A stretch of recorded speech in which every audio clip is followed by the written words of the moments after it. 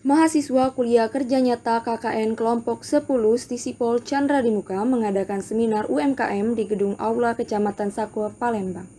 Seminar ini diikuti puluhan pelaku usaha mikro kecil dan menengah yang berada di Kelurahan Sialang, Kecamatan Sako, Palembang.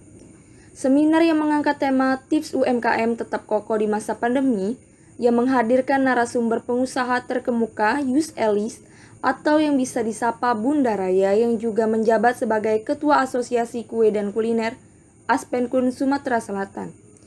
Dalam seminar ini, Bunda mengajak para UMKM Kelurahan Sialang ini untuk tetap kreatif, inovatif, dan saling bergandeng tangan serta tetap kokoh di masa pandemi saat ini.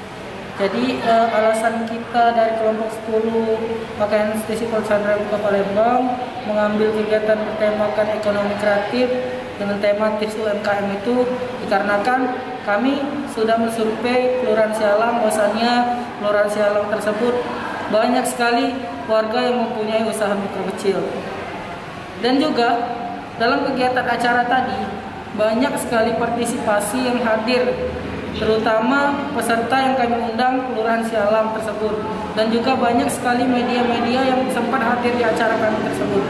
Itu saja. Semoga kerjasama ini bisa berkelanjutan dan